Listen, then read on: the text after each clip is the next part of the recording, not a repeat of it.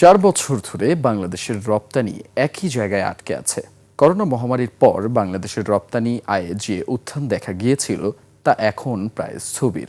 বাংলাদেশের রপ্তানি জিডিপি অনুপাত নিম্নমুখী, তবে প্রতিযোগী কম্বোডিয়া ও ভিয়েতনামের রপ্তানি বাড়ছে দ্রুত গতিতে। গেল 4 বছরে কম্বোডিয়া ও ভিয়েতনামের রপ্তানিতে প্রবৃদ্ধি প্রায় 17%। এলডিসি উত্তোলন ও রপ্তানি খাতে প্রতিযোগিতার চ্যালেঞ্জ নিয়ে আয়োজিত এক কর্মশালায় এসব বিষয় উঠে আসে। বিস্তারিত সঞ্জয় অধিকারের রিপোর্টে।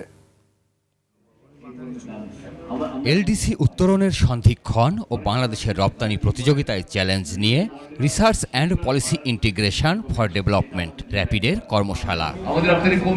বক্তারা বলেন, বাংলাদেশের রপ্তানি খাত গতি হারিয়েছে, জিডিপির সাথে পাল্লা দিয়ে বাড়ছে না রপ্তানিও।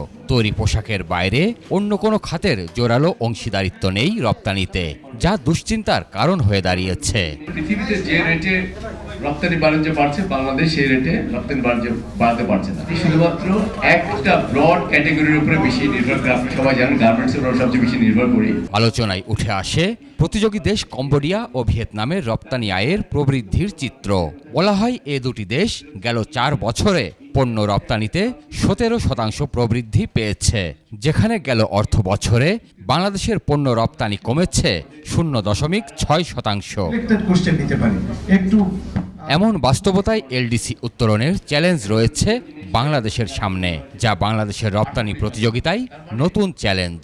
ওদের টোটাল আমদানি যে গতিতে কমছে, বাংলাদেশ থেকে আমদানি করার গতিটা কিন্তু আরো বেশি হারে কমছে। এটা একটা আমাদের জন্য আশঙ্কার কারণ। আমরা যথেষ্ট পরিমাণে চাপের মধ্যে আছে, আমাদের রপ্তানি বাণিজ্যে সেখানে খানিকটা ভাটা পড়ছে। দেশীয় শিল্পের সুরক্ষা ও রপ্তানি আয় বাড়াতে সরকার নানামুখী উদ্যোগ নিচ্ছে বলে জানান তথ্য ও সম্প্রচার মন্ত্রী। আমাদেরকে অবশ্যই রপ্তানিকে অগ্রাধিকার দিয়েই আমাদের অর্থনীতিকে সাজাতে হবে, এবং অবশ্যই এটাও আপনারা জানেন যে চ্যালেঞ্জগুলি আমাদের আছে, সেই চ্যালেঞ্জগুলি এলডিসি গ্র্যাজুয়েশনের পরে বাড়বে ছাড়া কিন্তু কমবে না। এলডিসি উত্তরণ পেছাতে বাংলাদেশের আবেদনে ইতিবাচক সাড়া দিয়েছে জাতিসংঘ, তবে বিষয়টি এখনো চূড়ান্ত হয়নি। আগামী নভেম্বরে একটি বাধ্যবাধকতা আছে।